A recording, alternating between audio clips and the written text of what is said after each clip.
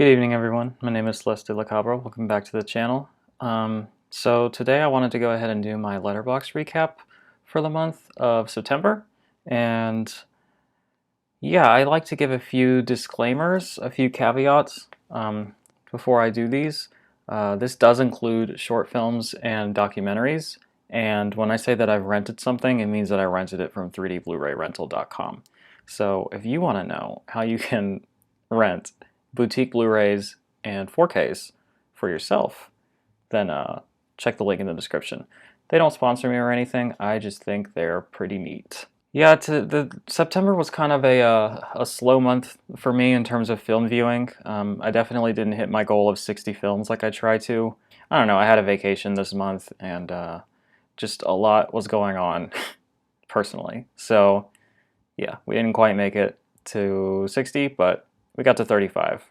So, you know, that's pretty good, right? All right, in any case, let's get started. Okay, so the first film I watched this month was The Corn Shucker. Regular viewers of the channel will know that I did a full review of this with Avery and that we really liked it. Both the film itself and the Blu-ray release. You can probably hear my cats just having a grand old time in the other room right now. Yeah, this is the very first release from the new Vinegar Syndrome partner label VHS Hitfest, and I think they're off to a strong start.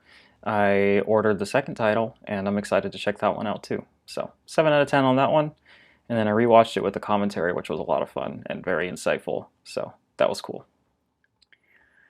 Okay, next was The Incredible Melting Man. I again covered this in a video, breaking down the Vinegar Syndrome releases for the month. Yeah, it's kind of a slow one. There's not like a ton that really happens in the way of story, and the themes are tenuous at best, but you do get to watch a man melt. So, you know, there's no false advertising going on here. You get exactly what was advertised. So, yeah, I gave that one a 6 out of 10. I enjoyed it. The 4K looks really beautiful. So if that sounds like your thing, I highly recommend checking it out. Next, A White Dress for Mariale. Covered this in the same video. I just wasn't a fan of it. It just had really strong like pacing issues to me, and it kind of just meandered and went nowhere, and I found the whole thing to be kind of slow and really pointless. There's some cool, bizarre sequences in it, but overall, not for me. And then from 3D Blu-ray, I rented Ichi the Killer. Now, this is one that is super notorious for being like ultra violent, super bloody, extremely disturbing. And I mean, there's a couple parts here and there that made me cringe, but there's parts in here that made me cringe in the other sense of the word. Like, the digital effects here are truly abysmal, like some of the worst I've ever seen. There are scenes in this that are just completely laughable and completely ridiculous. The whole thing feels like a satire of like sadistic horror and extreme violence rather than an example of that. But overall, I really liked it. Man, there's some real goofy scenes in this, but it's pretty crazy. It's pretty wild, and it's got good characters. It's got good direction, good cinematography. So I recommend this one. But if you've been scared of it because you think it's like super excessive, I mean, it is, but it's very cartoony. So if that sounds like something you can handle, I'd say check it out. Here we go. This next one, True Romance. I rented the Arrow 4K, and I really didn't like it. I'm so sorry to all you fans, but not really, because I think this one is whack as fuck. I mean, the Arrow Blu-ray looks okay, I guess, but it also looks like just a Blu-ray. I didn't really feel like I was watching a 4K. It wasn't that impressive, to be honest with you. But that's not why I didn't like the movie. I didn't like the movie because, I'm sorry, but because of Quentin Tarantino. Like, this is probably the most Tarantino script I think I've ever seen in a film. And I don't know, you can tell that he's really young and honing his craft because it is not great. I think the dialogue is so cheesy and so lame, and in many parts it's extremely racist. I don't know, if you're gonna sing the praises of that Dennis Hopper monologue, I'm gonna give you a side eye. I'm sorry, but like, you can say it's a good performance, because it is, but the monologue itself is extremely racist. He's not like... I don't know. I've seen people try to defend it and analyze it like he's saying these things to get a rise out of the other dude, or he's like saying it to offend him, or to, you know what I like, but like he's only doing that because they both agree with the things he's saying or the implications of the things he's saying. I can't really talk too much about it without spoiling it, but my friend on Letterboxd, Steve, did a review of it that was really refreshing to read because people were just singing the praises of this. You know, I pulled up that scene on YouTube to see if anybody else felt the way that I did, and it was all just people like, oh, this is real acting. You could never do this today. People just get so offended. It's like, all right, that's the audience you've cultivated. Great job. I don't know. What else? What else is there to say about this? Yeah, Tarantino's script. I really don't like it. Honestly, it made me reevaluate all of his other films because I hated this so much. I was like, are the other ones really as good as I think? And I think they are, because I've seen a lot of them recently and I really like them, but Jesus. He said that this is his most autobiographical film, and that is not a good thing. It's really obvious, and that's not great. Like, you just kind of have the male fantasy, obvious author self-insert here. It is honestly embarrassing. And Christian Slater's performance is embarrassing, and I think he is so annoying. Just his fucking whiny voice. Like, I can't handle it. There's some good scenes in it. Like, there's some good stylized, like, action, violent shit going on. But not for me. Sorry, y'all. Also, Tarantino said that that monologue that I keep referencing is his proudest accomplishment. We're going to call that questionable at best. Okay, we're going to let some light in here and see how that goes.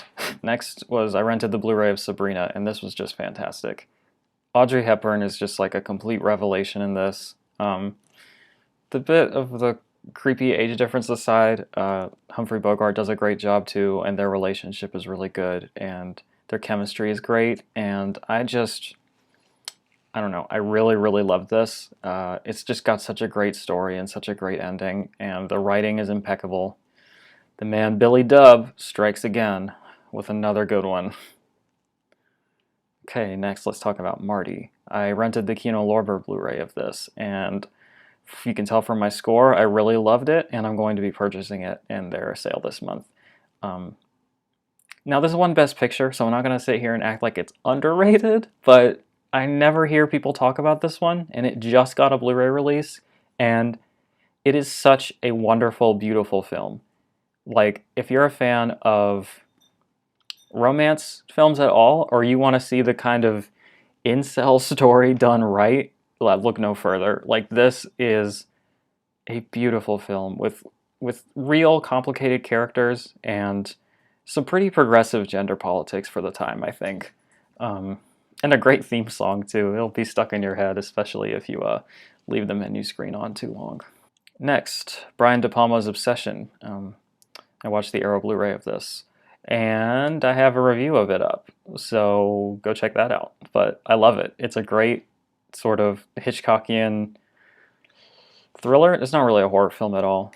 It's got this great poster that I love. And yeah, just some really great performances, some great writing, some beautiful cinematography. I really recommend this one. Next we have Hot Snake and Tropic of Cancer, which I'll talk about in one go, I guess.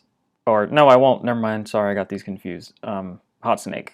Yeah, this is a weird kind of experimental Western from Mexico, and I really wanted to love this, and I was on board for the first 30 minutes or so, but it just kind of can't quite figure out what it's doing, and it kind of loses me after that, and it kind of goes off the rails, and I don't know, I really wanted to love this, but unfortunately it just didn't do it for me. Next we have Tropic of Cancer. This is in the Forgotten Jolly set as well. Again, all of these Vinegar Syndrome titles I have in-depth reviews on, so if you want to go watch my Vinegar Syndrome videos, you should if you want to hear more about them. But just real quick, this one was really interesting. It was really, like, it has a unique setting in that it's in Haiti, a Jalo set in Haiti, and there's some really creative kills in this, some really kind of maybe questionable, like, Mondo type scenes in it, and some interesting racial dynamics and sexual politics as well. So this one is definitely one that I liked in theory, but didn't so much enjoy actually watching. So next we have Audition. I watched the Arrow Blu-ray of this, and I have a review of it on the channel, so go check that out. But yeah, I really liked this. I think it's a really interesting, kind of fascinating, maybe feminist, romantic comedy / sadistic horror film. I don't know. Up for debate, I guess. But yeah, the leading performances in this are so good, and the heel turn that it takes is so nice, and the end sequence is just really interesting. So love this one. 8 out of 10. The Birds 2, Land's End. Go check my full length review on this as well, but I actually like this one. I think it's a fairly decent family drama / animal attack movie. It's going to be bad if you're expecting the Birds level of quality like the first one. Like if you're expecting Hitchcock out of this, don't. I don't know what else to say. Just don't. Like, this is a made-for-TV cash grab spin-off made like 30 years later or something like that. I mean, obviously it's not going to be as good, but I really enjoyed it for what it was, and there's a really great dog in it, and there's some fun sequences and special effects in it, and the special features on the Blu-ray are excellent. If you happen to have that, you should check them out. Okay, next, Guns and Guts. There's just like nothing that happens in this. There's nothing for me to grab onto, positive or negative. It's just a total snooze. I didn't care for it, unfortunately. 3 out of 10 from me. Then we rewatched Cloudy with a Chance of Meatballs with some friends.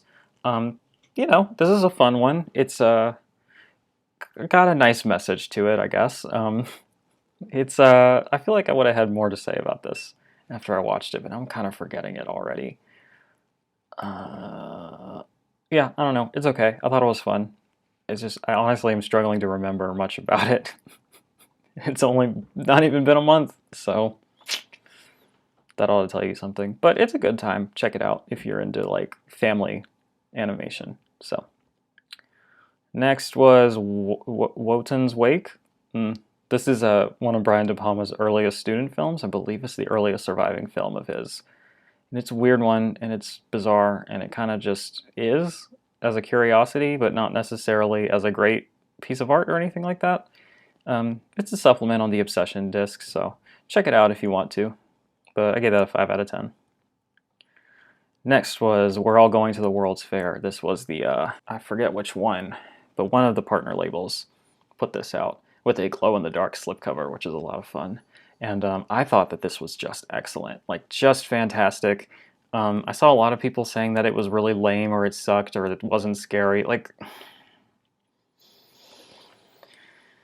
I'm increasingly losing faith in the media literacy or the critical thinking skills of the movie-going public at large. I'm going to sound real pretentious right now, but that's okay. Maybe I should just lean into it.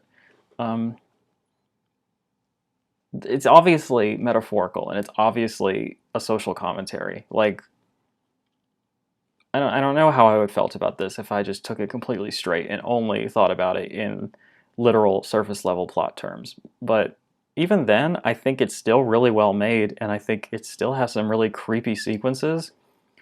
And, you know, one thing that I will say about this that I hope that people my age watching this can agree on, like, this is the first film I've seen that really understands what it's like to be terminally online and grow up on the internet. A lot of films I watch don't quite get it, like the fake websites don't look right, or the lingo isn't quite right, and the feel of it isn't quite right. But I don't know, when I watched this, like, a lot of it was painfully relatable, and I was just like, this director gets it. Like, this actress gets it. Also, the lead actor is awesome. She did a great job. And she's wearing a Skull Shitter shirt, which was insane. That's something that, like, extreme and that big of a deep cut would make it in, but that was fun. Yeah, I thought about doing a full review for this one, but let's just suffice it to say I really loved it, and I think you should check it out if you're, into some more modern, online sort of experimental horror. Check this one out. Next was Brian De Palma's The Responsive Eye. I talked about this one in my Obsession review. It's a short documentary about like an art exhibit, and the whole thing is about color theory, but the film is in black and white. I don't know. It doesn't really work, and it's kind of boring. So whatever. 5 out of 10 for me. Next, Paul Verhoeven's Total Recall. We watched the 4K disc of this, which looks amazing, by the way.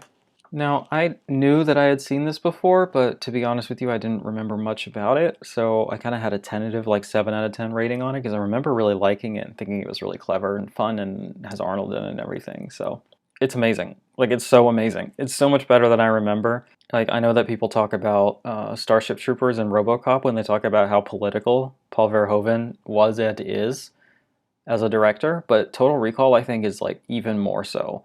Just like a really almost on the nose, but also pretty brilliant kind of satire and critique of capitalism, of large industry, of imperialism, just a lot of things going on here. And it's done so well. And the lead performances are all so good, and the world building is so good. And it's just such an entertaining film, even if you're not looking at the subtext, even if you're just here for the sci-fi mayhem and like all the fun stuff that comes with that. Like, you're not going to be disappointed. It is a romp, and it is such a fun time.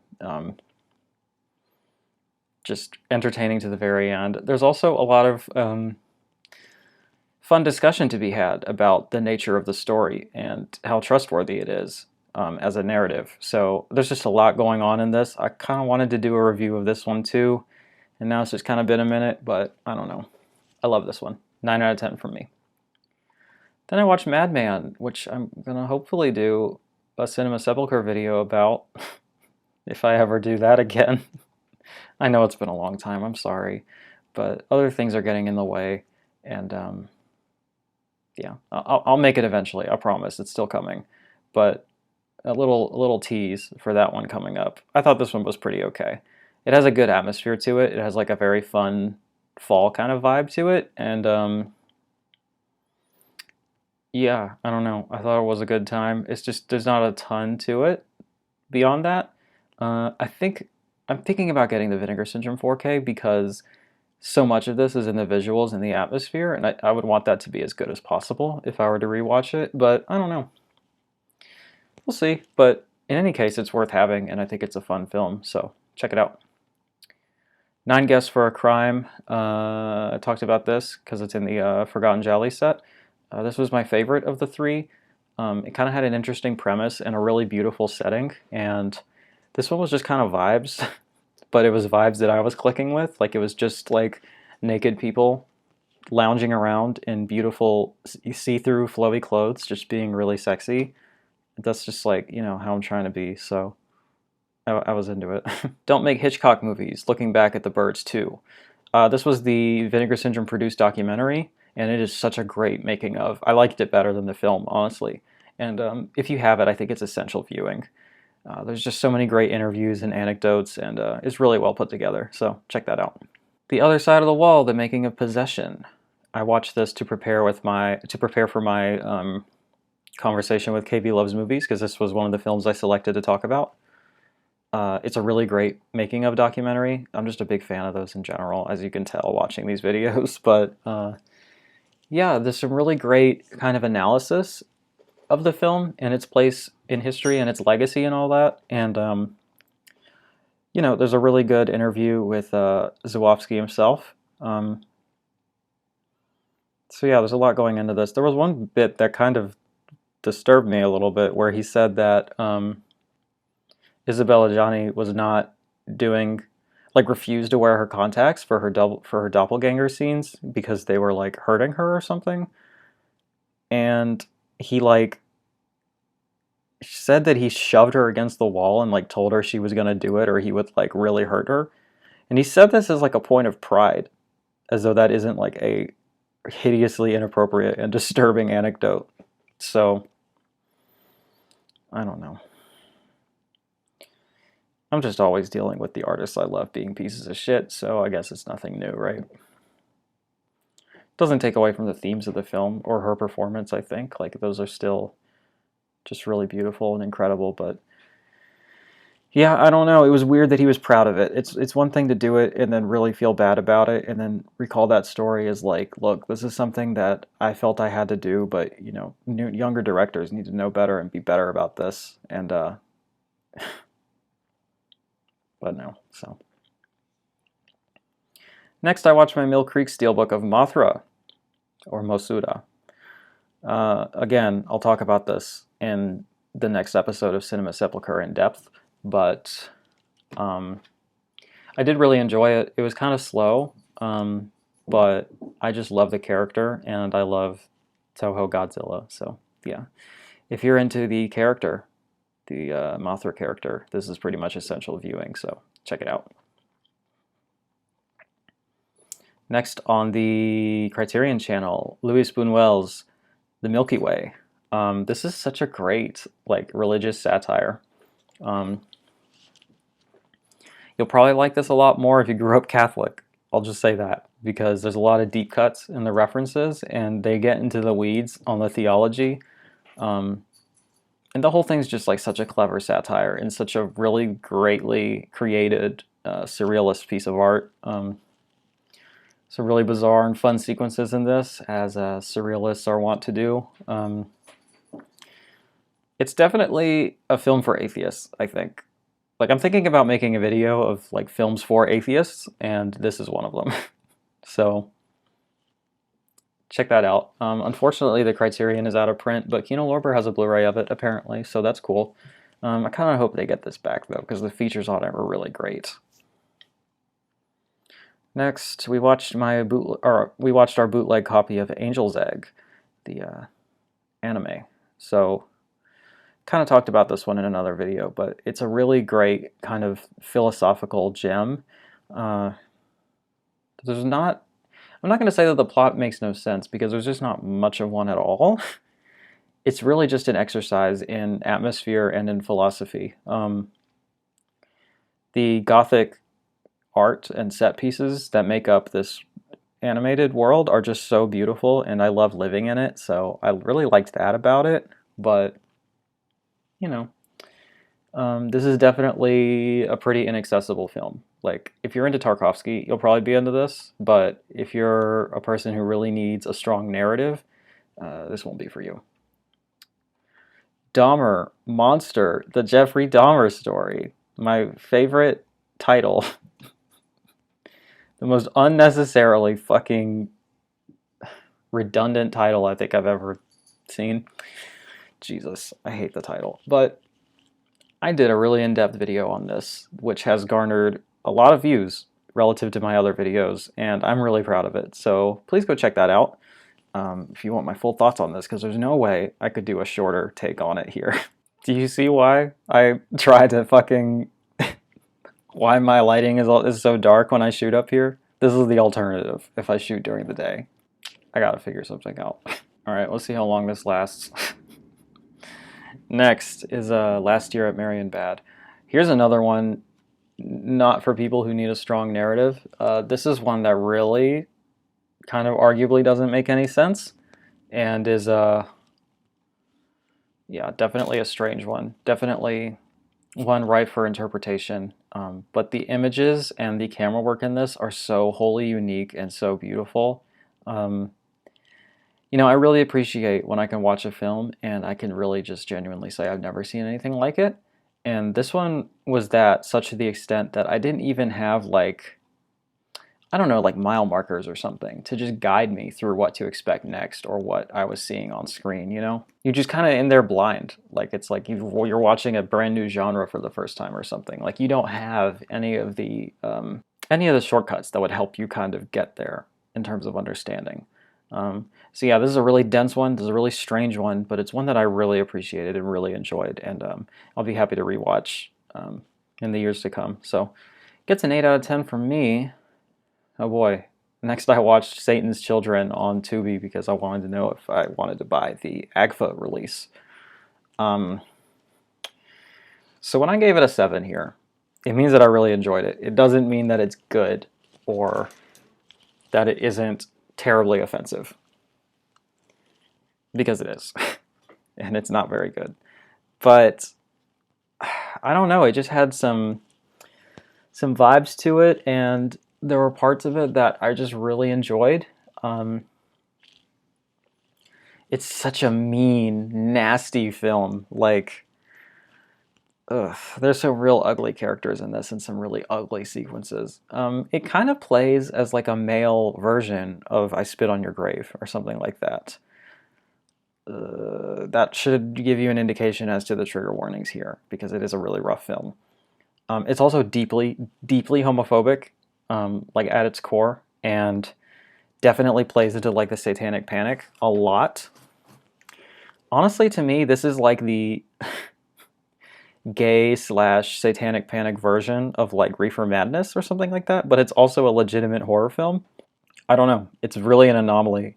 Part of me thinks that it's satirizing these things, kind of like showing the stereotype to its logical conclusion as an exercise in extremity and like satire. But I'm definitely going to get the AGFA release because there's actually some essays and some audio commentaries from like queer film historians. So I would love to see how they tackle this and contextualize it. But yeah, this was kind of my jam. So check that out if it sounds like something you can handle. Next, I watched The Oregonian. This is my Factory 25 Blu-ray release. And yeah, I talked about this one in a video as well. But as a quick recap, if you're like super into the weirdest parts of Twin Peaks, I think this was made just for you. And if you don't mind not ever getting a break from that or any kind of traditional narrative, and you don't mind watching like just the weird shit, it gets amateurish in some parts. Like it's clearly a director finding his footing. And some sequences kind of play up or kind of played like it's just goofy shit he's doing with his friends, but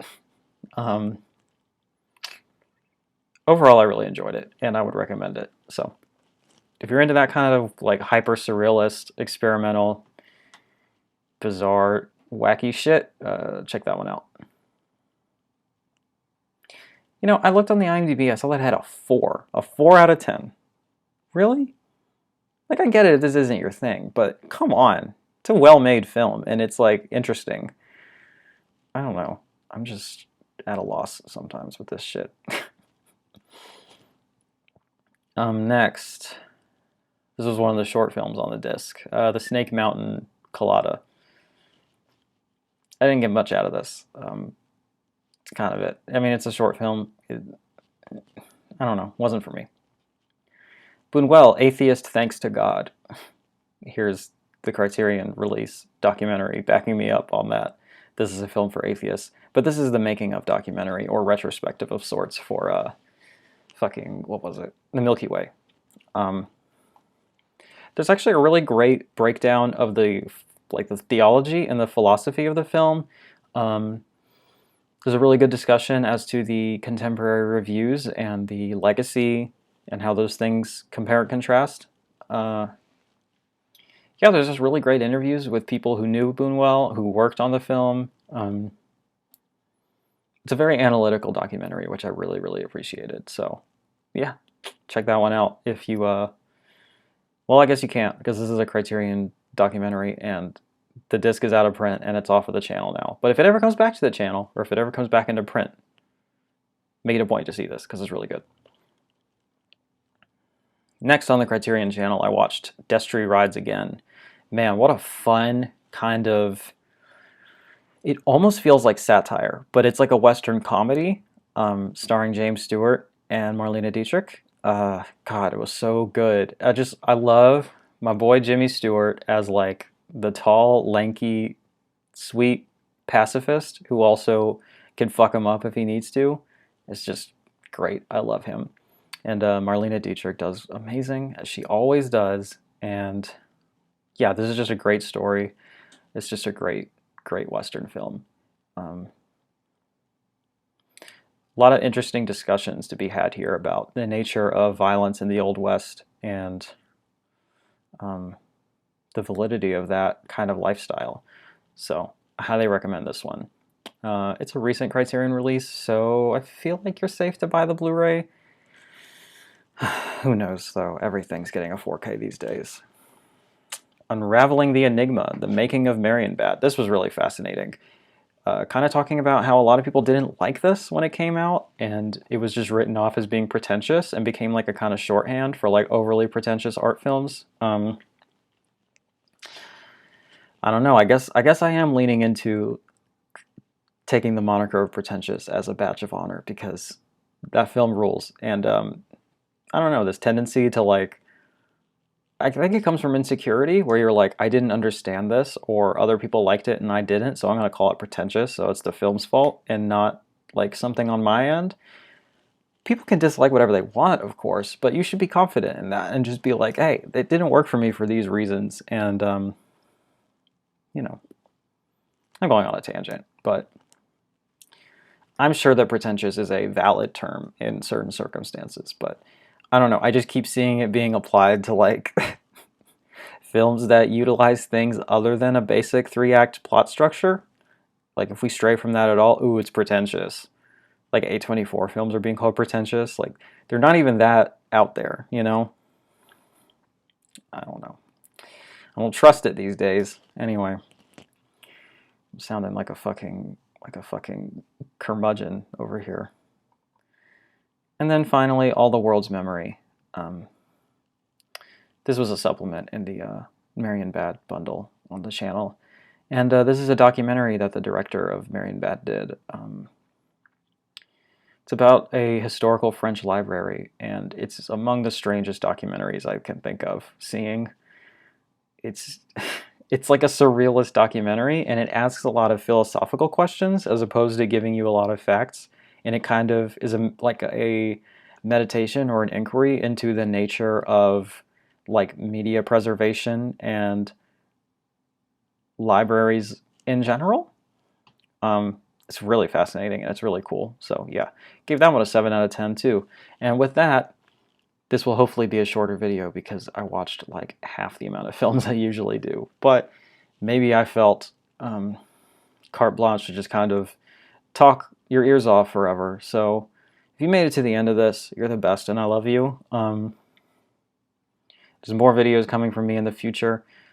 There's a few videos I uploaded this week that you should check out. Starting to get a pretty healthy backlog of content if you're into that kind of thing. So go check that out. Do a little backtracking if you want. There's links in the description for my Rate Your Music, Letterboxd, and Instagram accounts should you wish to get a little bit more intimately acquainted with me. And yeah, we're actually getting closer to our goal of 500 subscribers, like faster than I thought we would. So that would be amazing. It would help me utilize the community tab and interact with you all in a way that is easier and can be done with higher frequency.